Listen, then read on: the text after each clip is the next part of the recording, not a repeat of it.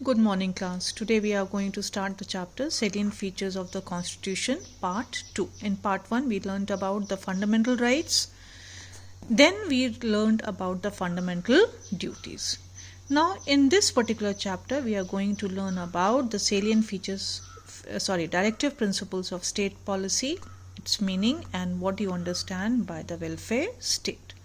Now, please keep on underlining what you see underlined over here. And wherever I say important, you mark it as important.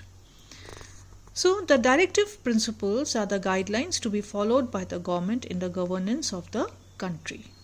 That means that morally the government is supposed to, on the moral grounds, both the government and the courts are supposed to make or frame such laws which are advantageous or beneficial to the nation as such. So please underline that. Underline Part 4 of the Constitution has the directive principles of state policy under Articles 36 to 51. Underline that. Underline the directive principles are not a substitute for laws of the country. Laws are different and directive principles are different. You cannot substitute one for the other. They are called, underline, directive principles because the government has to take them into consideration while making laws. See, this is morally. They are not bound by any law, but then morally they have to take them into consideration. Now, when we see when we will study the importance of directive principles, then you will realize why the government has to take them into consideration while making laws. Underline, these principles contain lofty ideas, deep human thought, belief, and knowledge. These principles are not found in any other constitution of the world except those of India and Ireland. Now, sources of directive principles. Children, these are important in the sense that they might come as 1 mark answers or questions. They might just simply ask you from in the Indian Constitution, from where has the Declaration of the Rights of Man and Citizens taken, from which constitution, which country's constitution. So you can simply say from Revolutionary France. Now, sources of directive principles. At the time of drafting of the constitution, its framers were inspired by 5 important sources. First of all, it is the Irish Republic, Ireland. The Constitution of the Irish Republic, which contains the principles of social policy for the guidance of legislators. Second is Declaration of the Rights of Man and Citizens of Revolutionary France. Then the third is the ideas of Mahatma Gandhi. The fact that the directive principles also contain Gandhian principles is sufficient proof that ideas of Mahatma Gandhi had influenced the framers of the Constitution. Then the Charter of Human Rights framed by the United Nations.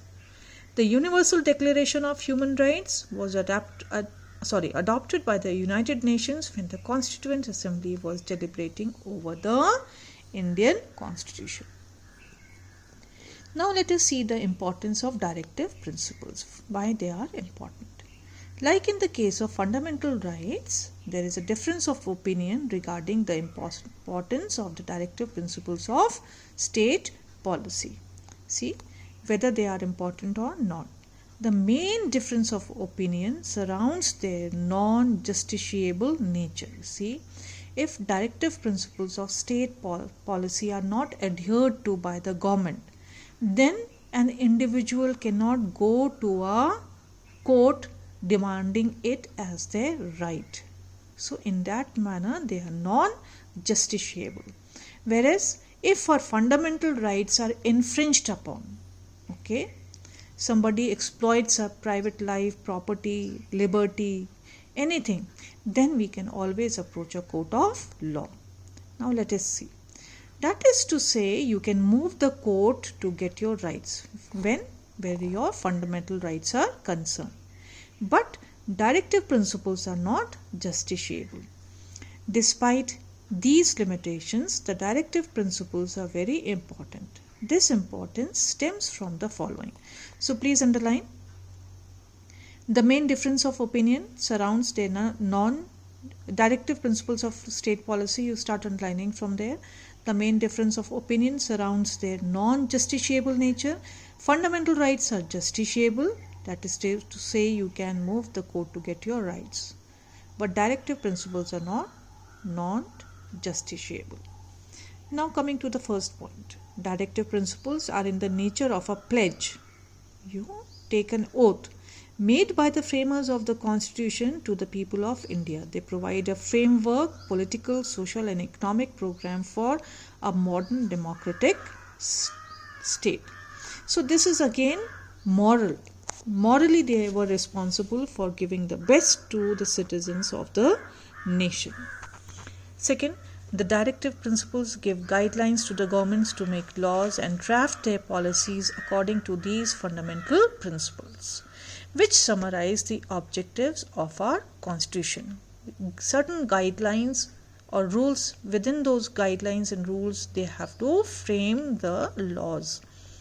They provide an element of permanence in a democracy. If they abide by these guidelines, then democracy will be permanent.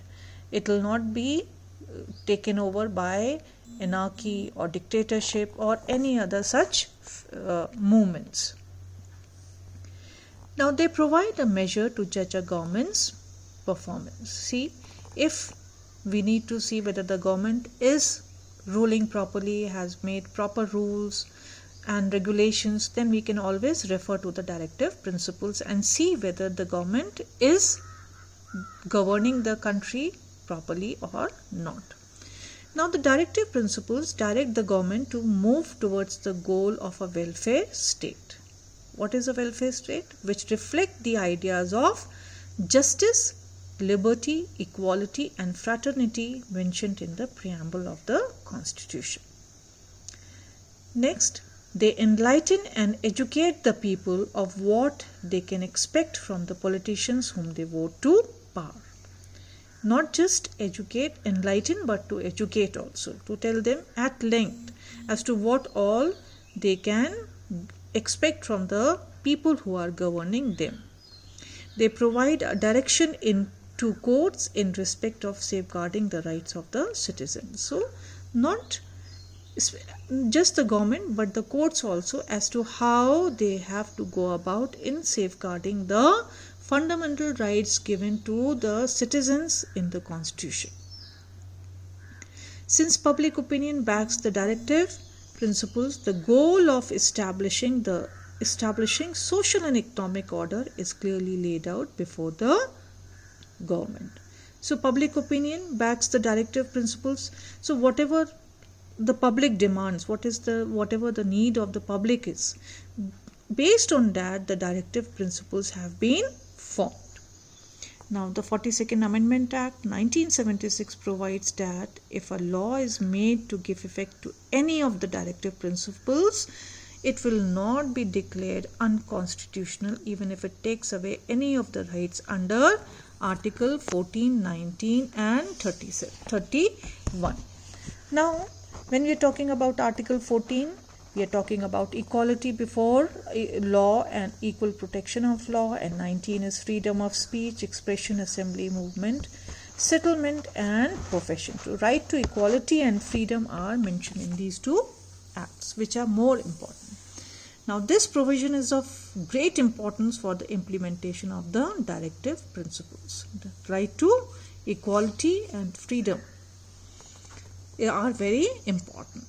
It also makes it clear that in case of any conflict between the directive principles and fundamental rights, the former shall prevail. Former meaning to say the one which comes before. See, if there is any conflict, whether the citizen is right or the government is right, so the directive principles based on, now the government's working will also be based on the directive principles. That time the directive principles will prevail, will be more important rather than the fundamental rights of a citizen. Why? Underline this is because the welfare of the people as a whole is of paramount importance over that of an individual. The society is more important than an individual. So this is last 8th point is very important. However, the directive principles are not enforceable by any court of law in the country. You cannot go and challenge the government whether on any issue which is not contained in the directive principles, as they are not enforceable by any court of law. Underline, this in effect means that the citizens cannot move the court of law if the government fails to implement these directives. This is important, children, again coming back to the same point. But on moral grounds, both the government and the courts have to take cognizance of these directives. So, please go through this again. It is important. Do not go by all this which had been deleted earlier, but we are going to study this. So, please make a thorough study. At least read it 4 or 5 times so that you understand what is given over there. Anything which is not, you do not understand, please note it down somewhere, and we will discuss it again when the school reopens. So welfare state we will take up in the next class. Thank you.